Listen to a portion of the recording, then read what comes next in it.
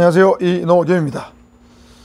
오늘은 사전예방경호활동 시 분야별 업무 분장이란 주제를 가지고 유튜브 32번 영상으로 한번 말씀드려 볼까 합니다.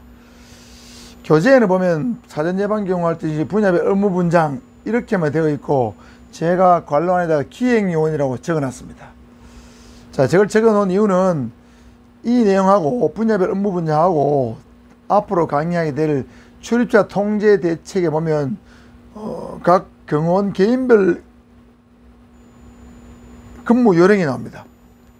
개인별 근무 요령하고 이 분야별 업무 분야하고 굉장히 비슷합니다.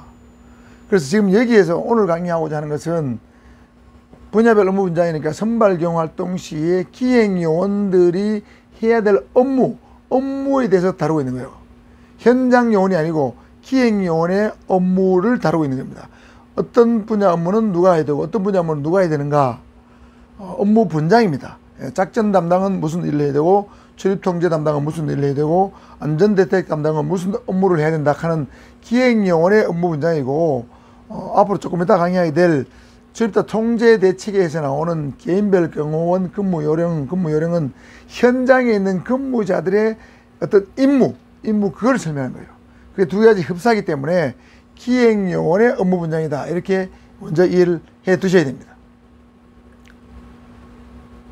자, 기행요원의 업무 분장이죠. 자, 작전 담당 기행요원 보시면 되겠습니다. 작전 담당 기행요원의 업무, 해야 될 일. 자, 여기 비슷비슷한 것들이 많기 때문에 잘 보셔야 됩니다. 모든 작전 정보를 수집 분석한다. 예를 들면 경호 작전 정보를 수집 분석하는 거죠. 경호에 관한 모든 필요한 정보를 수집 분석한다. 작전 담당 일입니다. 작전 구역별 특성에 맞는 병력 배치 계획을 수립한다. 작전 구역은 이렇게 경호로 작전 내용을 쓰고 있지만은 1, 2, 3선에 맞는 어떤 병력 배치 계획을 수립하는 거, 이렇게 이해하시면 되겠고요. 그 다음에 각 부서별 비상대책 체제의 구축입니다. 비상대책 체제의 구축, 부서별 비상대책 체제를 구축한 것을 종합해서 관리해야 되는 사람은 작전 담당의 일입니다. 그 다음에 시간 사용 계획을 검토한다. 예를 들면 선발대는 언제 출발해서 언제 도착을 하고, 본대는 언제 출발해서 언제 도착하고, 이게 시간 사용 계획이죠. 그 다음에 관계간 회의시의 중요 지침사항, 예상 문제점, 기상정보와 같은 참고사항을 보고 계획을 수립한다. 예를 들면 주요 지침사항 같은 것은 상급기관, 상부에 지침이 있겠죠. 경호 관련 지침이 있습니다. 그 다음에 예상되는 문제점, 이런 것들을 관계간 회의시에 알려주면서 관계간 회의시에 어떻게 이런 것을 제대로 알려줄 것인가를 계획을 수립하는 거죠. 그 다음에 각 임무별 진행 상황을 점검하는 거예요. 예를 들면 안전대책 담당, 담당이 많이 나옵니다. 각 담당들이 해야 될 임무가 있는데 임무별 진행 상황을 종합 점검하는 거예요. 그래서 이 모든 것을 아울러서 통합 세부 계획서를 작성하면 됩니다. 즉 경호에 관한 통합 세부 계획서를 작성하는 경호 업무 중에서 가장 중요한 분야가 바로 작전 담당입니다. 예를 들면 군대에 가면 사단장 밑에 작전 장교가 있죠. 작전 장교가 사단장의 모든 실제, 예를 들면 어떤 작전을 한다고 했을 때 가장 중요한 역할을 합니다. 군수참모, 작전참모, 인사참모, 보급참모 많이 있지만 작전참모가 핵심이죠. 그래서 경호에서도 가장 중요한 기행요원은 작전 담당입니다. 작전 담당 기행요원이 이런 통합 세부 계획서를 작성한다. 안전대책 담당이다. 안전대책 담당은 대상자의 안전에 관계된 업무를 담당합니다. 자, 안전에 관계된 업무, 대상자의 동선과 출입 통로를 확보한다. 어느 쪽으로 들어가서 어느 쪽으로 나온다. 출입 통로, 어느 통로를 이용한다. 자, 이 동선과 출입 통로를 확보를 잘못하게 되면 대상자가 굉장히 공격을 받을 소지가 높죠. 안전구역 확보 계획을 수립한다. 1선입니다. 1선 안전구역 확보 계획을 수립한다. 어떻게 하면 안전구역에 대해서 절대적인 안전을 확보할 것인가. 건물의 안전성 여부 및 행사장의 취약 시설물을 파악한다. 그렇죠. 이건 건물이 붕괴될 우려가 있다. 매우 취약한 곳이 예를 들면 변전실이다, 발전실이다, 이런 거 파악해야 되겠죠. 안전에 관계된 겁니다.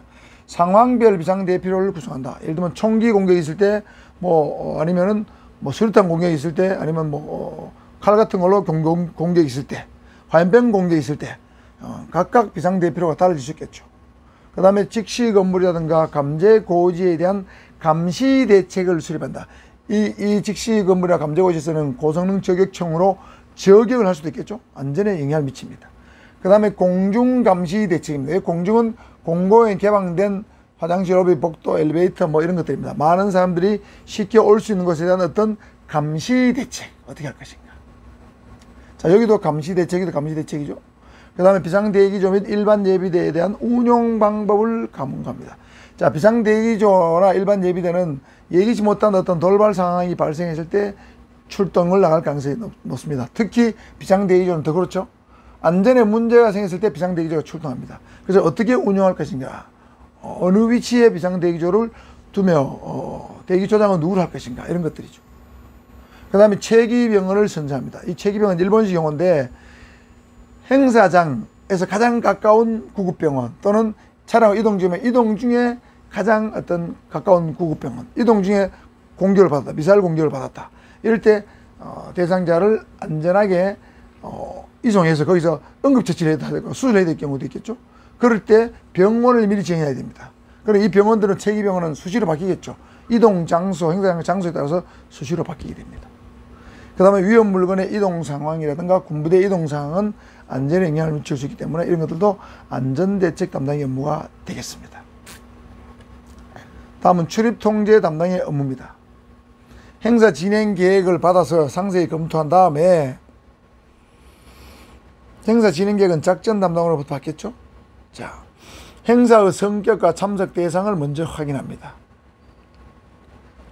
자, 예를 들면 행사 성격이 현 대통령에게 우호적인 행사냐 비우호적인 행사냐, 그럼 참석 대상도 달라지겠죠.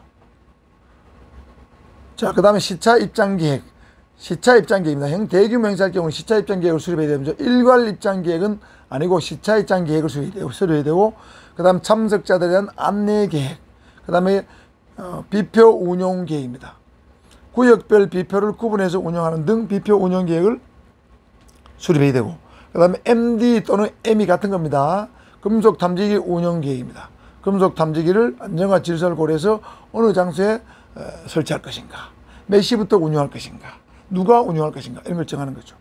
그 다음에 주차 관리 계획입니다. 주차장을 돌아서 그 다음에 행사장을 돌 수 있겠죠. 자, 그 출입 통제, 차량 관리도 출입 통제에 속합니다. 사람에 대한 출입 통제와 차량에 대한 통제, 출입 통제 담당입니다. 그 다음에 야간 근무자 근무 배치 및 감도 계획입니다. 선발 경호원이 있다면 선발 경호가 현장에 미리 본대가 도착했다면 선발 경호원들은 1주, 2주 계속 근무하게 되겠죠. 그럼 야간 근무 이어집니다. 야간 근무자의 근무 배치 및 감독 계획도 출입 통제 담당입니다. 그 다음에 상주자와 민원인의 대책. 예를 들면 행사장에 상주하는 사람, 행사를 위해 상주하는 사람, 그 다음에 그 행사에 임박해서 오는 민원인에 대한 어떤 대책. 이거는 주로 호텔에 대상자가 머물 때 출입 통제 담당의 업무가 되겠습니다. 그 다음 중간 직결지를 운영하는데, 중간 직결지는 예를 들면 서울에서 대통령 취임식 행사를 하면 전국 각지에서 버스를 타고 이동이 오게 되면 버스가 일거에 행사장 부근에 주차장에 다 못 들어가니까 중간에 학교 운동장 같은 데 중간 직결지를 운영합니다. 그래서 중간 직결지에 대한 운영을 어떻게 할 것인가, 출입 통제 담당입니다. 주차 관리하고 중간 직결지는 관련성이 있죠. 그래서 출입 통제 담당의 업무입니다. 자, 이렇게 이해를 해 주시고요. 그러니까 각종 무슨 사람과 관계된 것, 차량과 관계된 계획은 주로 출입 통제 담당의 업무다고 이해하시면 되겠습니다. 그 다음에 행사장 내부 담당과 외부 담당, 이것도 또 많이 나오는 승하차 정문 담당이 나오는데, 요거는 분량이 많아서 일단 영상을 멈추고 다음 영상에서 계속하도록 하겠습니다.